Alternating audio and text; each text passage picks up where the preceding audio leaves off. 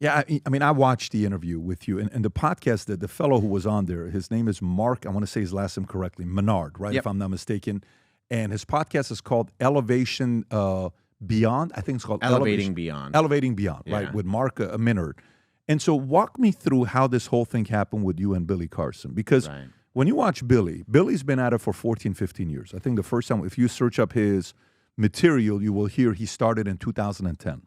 And he's gotten tens, if not hundreds of millions of views on many different interviews. I think even if you include TikTok, Instagram and everything combined, it's probably in the billions of views that he's gotten.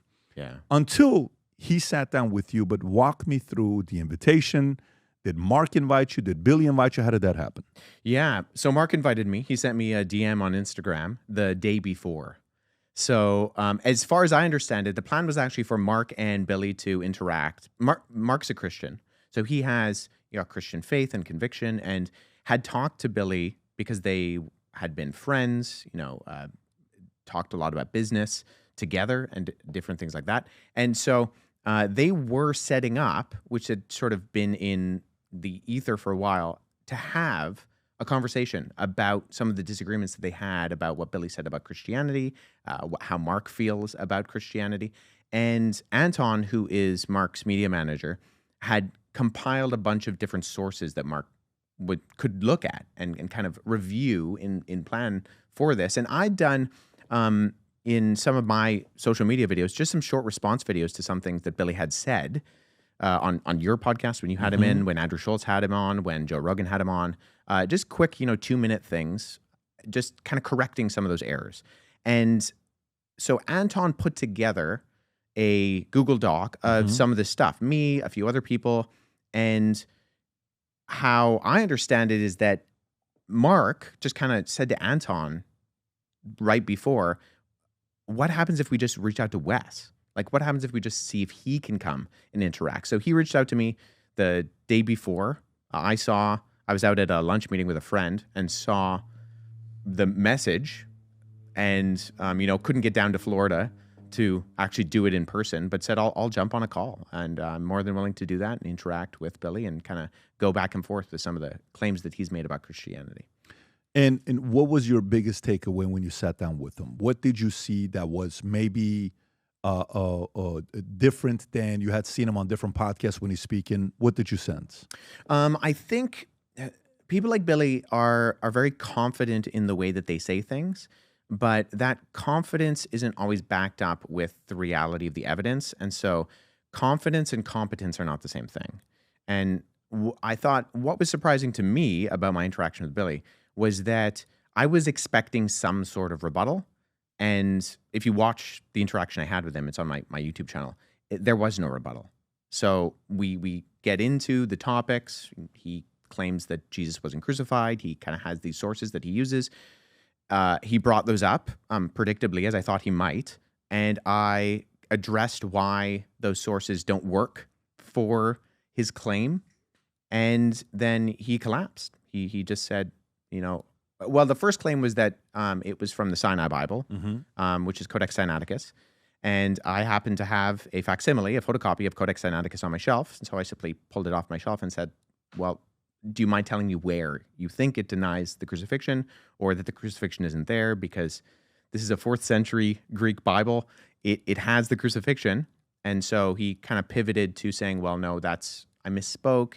I actually meant the Gospel of Barnabas, which is a known forgery. And so I think my surprise was that he didn't try to double down. He just completely capitulated and then tried to move the topics onward.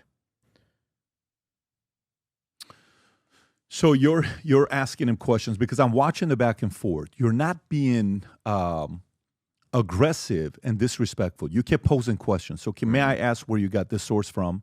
If you don't mind me asking, can you break this thing down for me? And he's giving his rebuttal. And what do you know about this, and that? And he would pause, and then you would go and say, well, actually, I wrote a thesis on this. And the approach that you're going back and forth with him. What happened after you guys were done with the podcast? Well, we did the podcast, and then it was very clear that Billy did not want the podcast to air. So he got in contact with Mark, and he said, this thing can't go out. And he had a couple of different reasons, which he verbalized. But the reasons did kind of shift. There was some talk of a debate.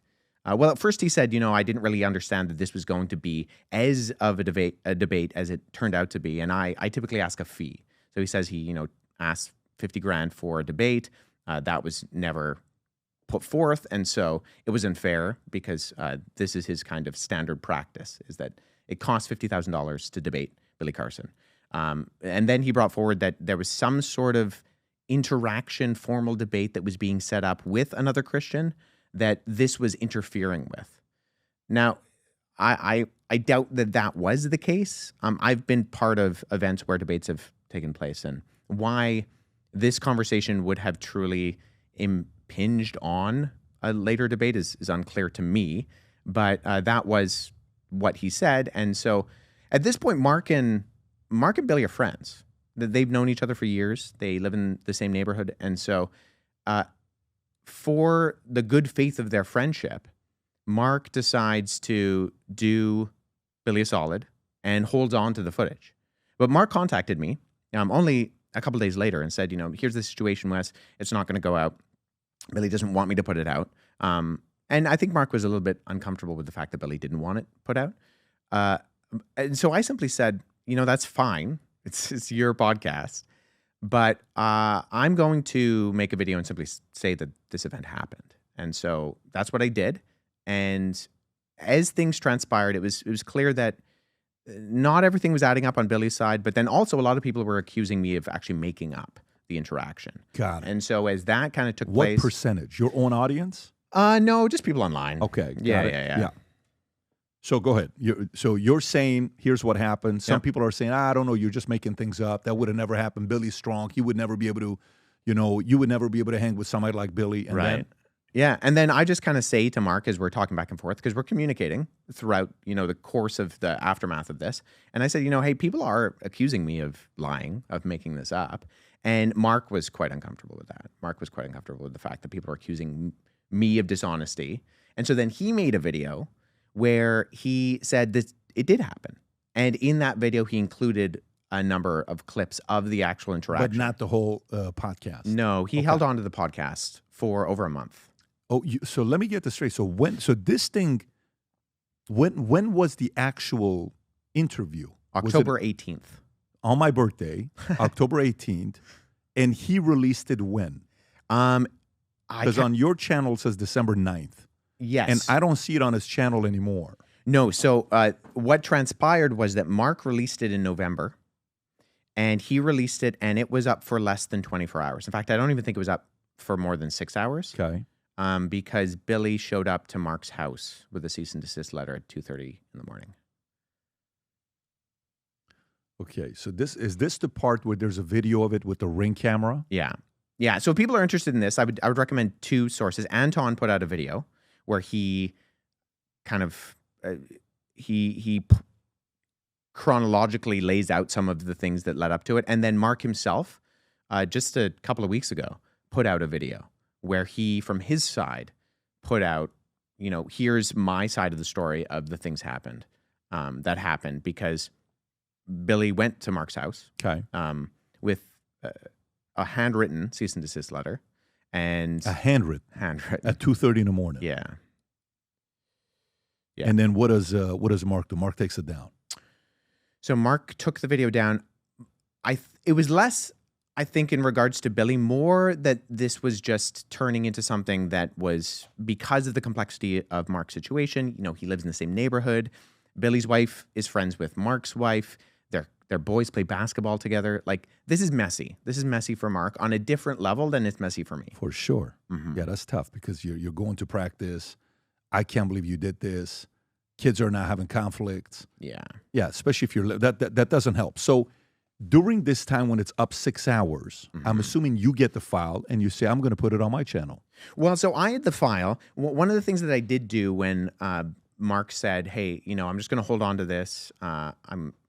Billy's asked me to, and so I'm going to do this for the moment, is I said, two things. I'm going to put out a video. I'm going to say that this happened, and I would like you to send me a copy of it. So Mark actually did send me a copy of it, which I said, I will not put out without your permission. Now, certain things transpired where, it kind of came to light that Mark, because of the complexities of his situation, wasn't going to repost the video, but I decided to repost the video on my end on early December. And you guys spoke, and he said, I'm going to go live with it. I said I'm going to go live with it. Okay. Yeah. And what was his reaction when you said that? He was fine with it. Mark has been pretty behind the scenes. Okay. I think on purpose and for good reasons. He's gotten a lot of flack because of some of the way that the conversation transpired with Billy. But if you ask Mark, he will say, and I think he says in his video, he was so surprised during the interaction. He's in the room with Billy, and he's very surprised that Billy, who is Mr. Confidence, Mr. Ancient Evidence, is completely collapsing. So for Billy, who usually always has the monologue, to say, well, okay, well, that's fair. Let's move on to the next topic.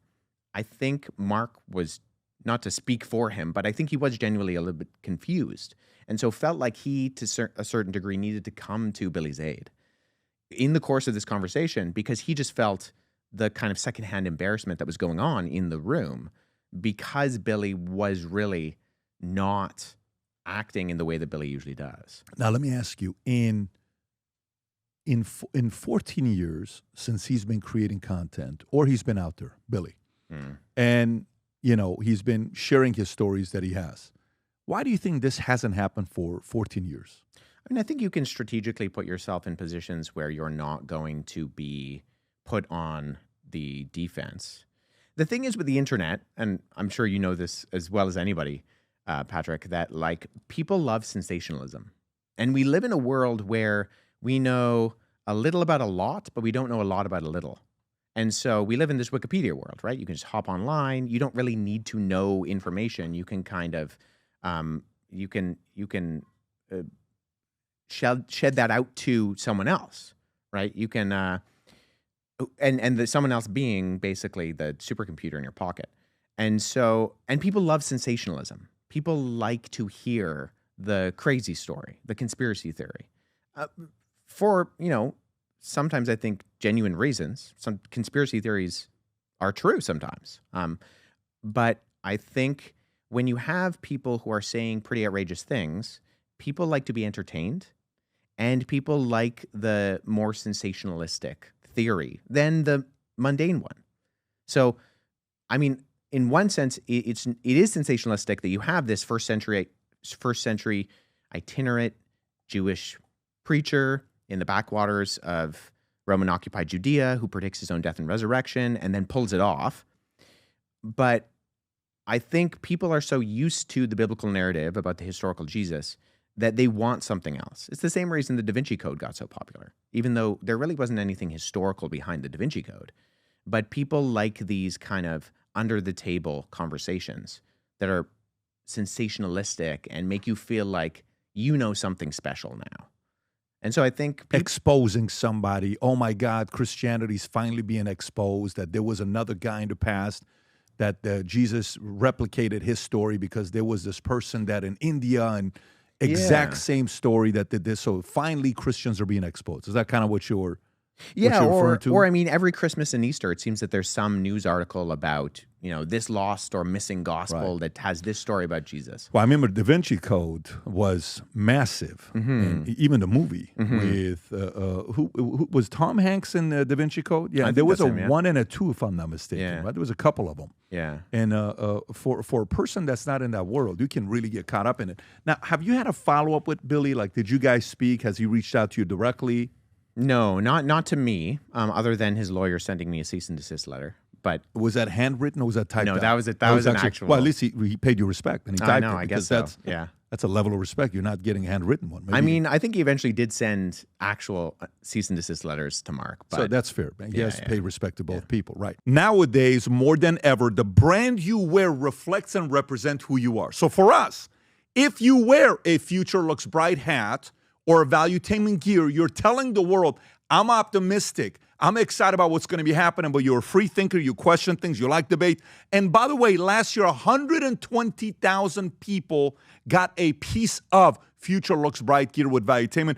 We have so many new things. The cufflinks are here. New future looks bright. This is my favorite, the green one. Just yesterday, somebody placed an order for 100 of these. If you watch the PBD podcast, you got a bunch to choose from. White ones, black ones.